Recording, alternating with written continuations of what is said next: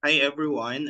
For today, I will be discussing the last part of the topic on the muscular system, specifically on the muscles that usually located on the pelvic limb. So just like from the thoracic limb, yung mga muscles of the pelvic limb, they are also grouped based on their area of attachment. So we have here the muscles acting on the hip joint. We have the muscles acting on the stifle, muscles acting on the hop, and then the muscles acting on the digits. Now, also, just like in the thoracic limb, etong mga muscles na to, they are usually subgroup also further as whether they are being flexor, they are being an extensor, an abductor, or adductor. Okay, so let's start with the muscles acting on the hip joint. So usually on the extensors of the hip, dito sa mga muscles ng hip joint, yung pinaka-chief extensor, no? Yung pinaka-chief extensor ng hip, we call that one as the hamstring muscles. Okay? So etong mga hamstring muscles, they usually pass caudal to the hip from the tuber ischiadium to the proximal end of the tibia, the fibula, or the calcaneus of the tarsus. So etong mga hamstring muscles na to, these are the group of muscles that usually compose of three parts. We have here the biceps femoris, the semitendinosus, and then we have here the semimembranosus. So let's start with the biceps femoris. So this is the most lateral of the caudal muscles of the thigh. But for us to see the other two hamstring muscles, kailangan natin na i-remove etong biceps femoris. Okay, so once na na-remove natin yung biceps femoris, we can now see one of the muscles, which is the semitendinosus. So this is the middle muscle of the caudal group. And then another one, we have here the semimembranosus, that is the medial muscle of this group. Then another extensor of the hip, we have here the middle gluteal. So, or also known as the gluteus medius. So this muscle usually originates from the external surface of the ilium, which is one of the bones of the pelvis. So it arises from the wing of the ilium. So specific yan na nag-a-arise from the wing of the ilium. Now, in terms of insertion, the muscle usually inserts on the greater trochanter of the femur, which is the bony prominence located on the upper part of the thigh bone. So, the greater trochanter, yung greater trochanter dito, nagsiserve siya as a lever. Okay? Nagiging lever arm siya for the muscles action on the hip joint. Then another part or subgroup of the muscles, we have here the abductors of the hip. So first one, we have the superficial gluteal, or also known as the gluteus superficialis. So it extends from the sacral vertebrae spines to the third trochanter, just distal to the greater trochanter. So considerably, itong superficial gluteal, this is a weak muscle among domestic animals. Now, for the deep gluteal muscle, these can only be revealed, okay, if ni-remove natin or once na dinisect natin yung middle gluteal muscle. Okay? So the deep gluteal muscle or the gluteus profundus usually extends from the spine of the ischium lateral over the hip joint to insert on the greater trochanter. Then another abductor of the hip, we have here the tensor fascia latae. So it extends naman ito from the tuber coccyx to the lateral femoral fascia, which usually attaches now to the patella. Okay, so in addition to abducting the hip joint, this muscle flexes the hip joint and extends the stifle. Now, also, the adductors and rotators of the hip, first one we have here the gracilis. So this is the most medial muscle extending from the symphysis of the pelvis to the tibia.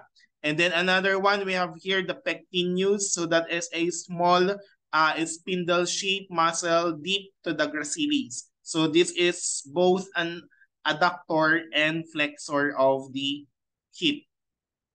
Then another one, we have here the adductor. So this is the largest muscle on the medial side of the thigh. So it extends from the ventral aspect of the pelvis to the medial side of the femur and tibia. So it is a strong adductor but may also help to extend yung hip.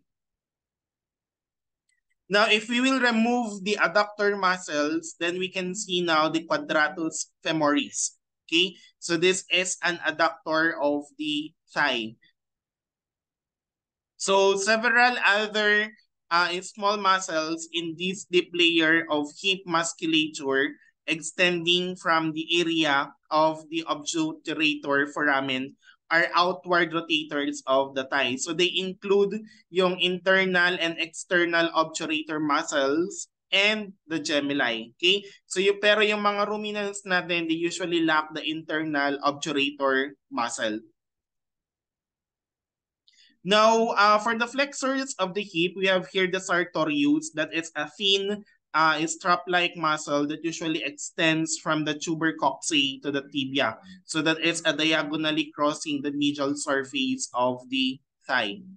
And then iliopsoas, that is close to the quadratus femoris. Kung makikita ninyo kanina, close to the quadratus femoris, we have here the iliopsoas muscle. So it is considered to be the strongest muscle of the pelvic girdle. Okay? So it is formed, so sabi dito, formed if iliacus and psoas major muscles are joined together. So if there is a union between the two muscles here, we call that one as the iliopsoas.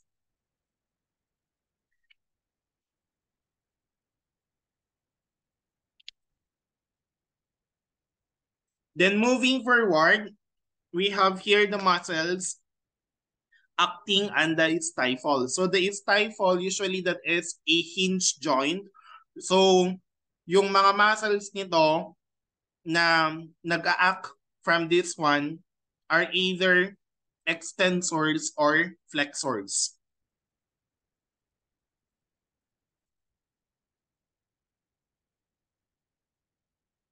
So for orientation purposes, here is the biceps femoris, and then here is the fascia lata.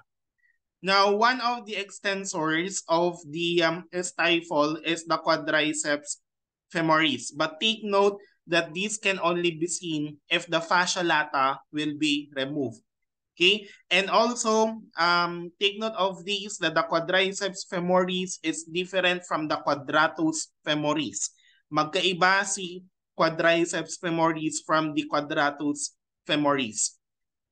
Okay, so etong quadriceps femoris, that it is usually considered to be the primary extensor of the stifle. So meron siyang apat na heads, okay?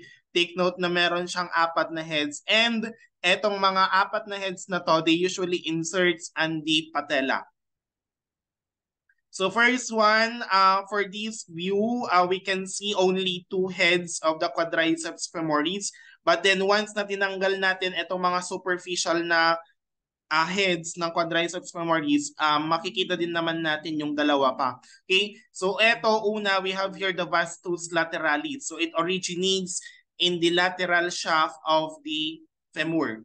And then, although merong konti lang na nakikita natin dito, we have the rectus femoris. Pero once na tinanggal natin yung vastus lateralis, we can see a bigger picture of the rectus femoris. So this is considered to be the strongest and longest of the four heads of the quadriceps femoris. So it originates naman to from the ilium just above the acetabulum. And then the third muscle, we can see here the vastus intermedius. So it usually originates in between the medial and lateral shaft of the femur. And last one, we have the vastus medialis. So it originates from the medial shaft of the femur. Now, for the flexors of the stifle, the chief flexors usually of the stifle are the hamstring muscles. Okay? So in addition, yung extensor muscles of the hock that originate on the caudal surface of the distal end of the femur may also flex the stifle. So these muscles include now yung gastrocnemius, okay, and then the superficial digital flexor. Then another na flexor of the stifle, we have here the popliteus. Okay, take note of this word, the popliteus, kasi meron na magagamit natin to later on the last part of the discussion. So that it's just a relatively small muscle caudal to the stifle. So yung pinaka-chief action niya is flexion of the stifle, although it may slightly rotate the leg, lalong-lalo na yung tibia and fibula.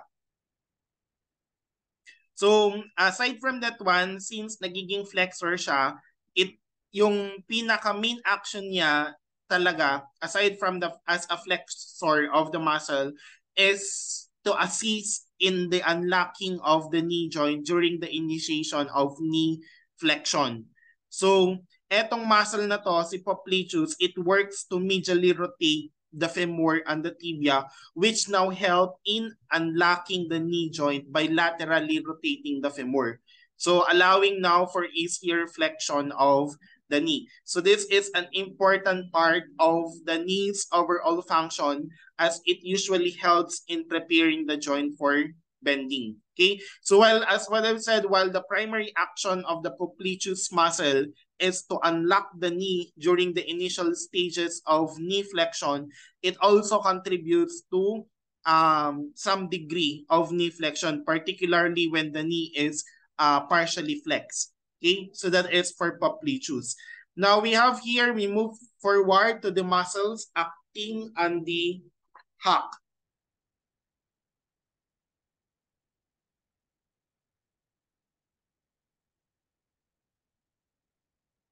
So as you can see in the picture, here are the different views of the musculature of the leg and the digits, and usually here is the hock. Okay, so first, the extensor of the hock, we have here the gastrocnemius. So this muscle usually forms the largest bulge of the caudal crus. So this is the most superficial na muscles among the caudal crus. Okay? So nakikita natin to on the hind limb.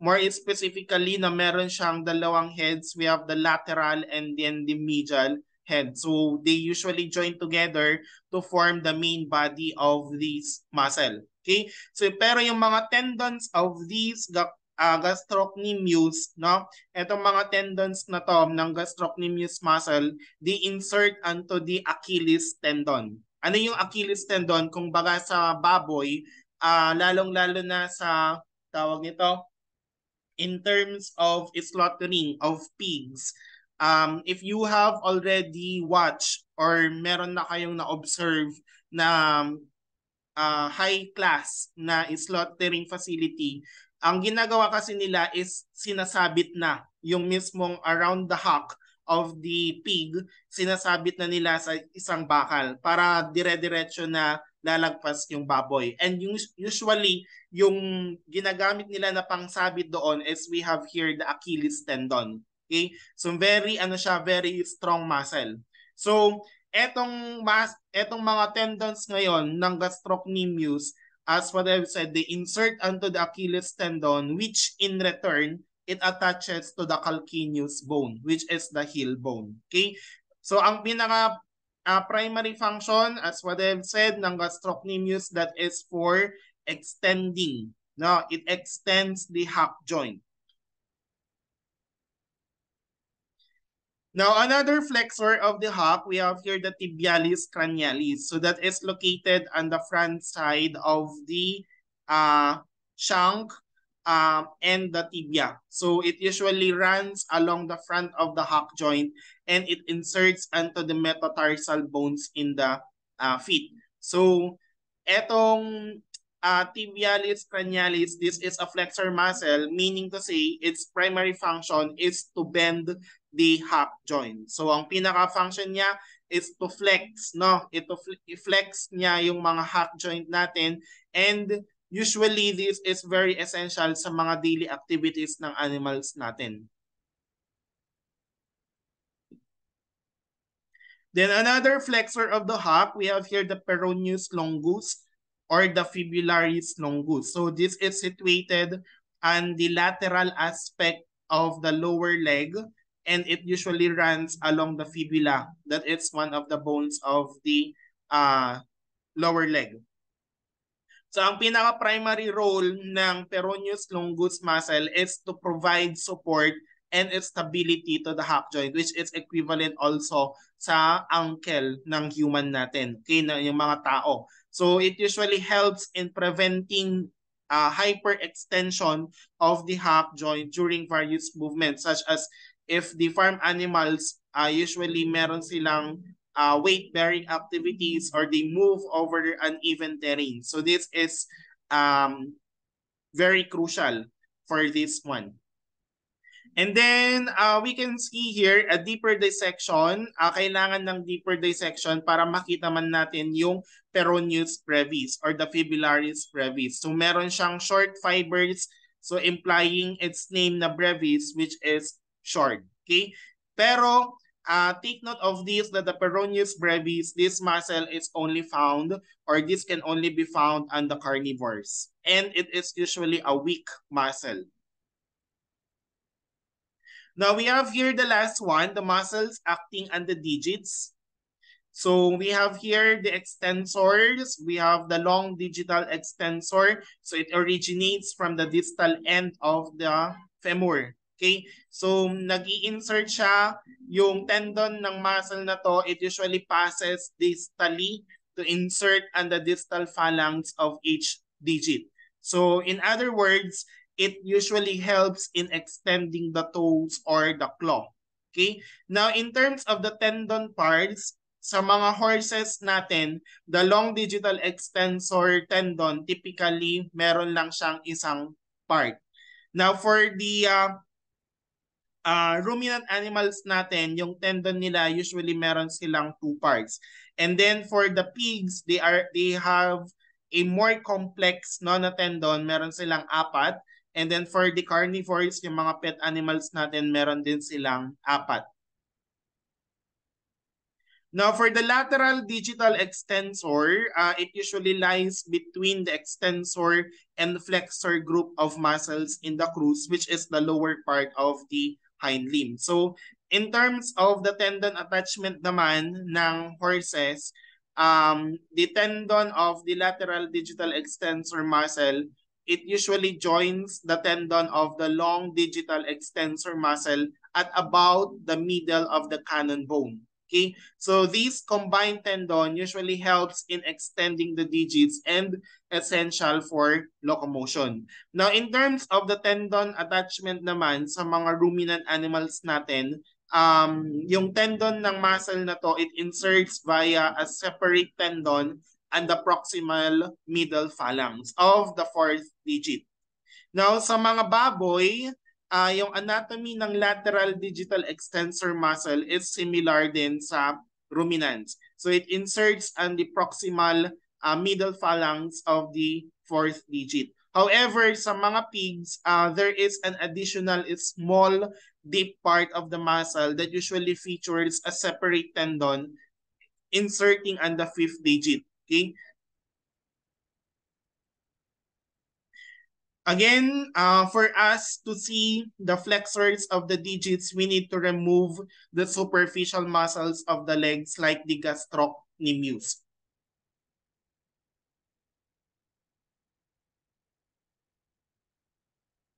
Okay. So after that, we can now expose the flexors of the digit. First, we have the superficial digital flexor muscle. So this is a spindle-shaped muscle that is being sandwiched between the two heads of the gastrocnemius superficially and the popliteus and deep digital muscle. Okay. Now, for the deep digital flexor, so this is now, it lies against the caudal tibial surface. Okay, so that ends my discussion on the muscles of the pelvic limb. So I hope you have learned something about the whole discussion of the muscular system.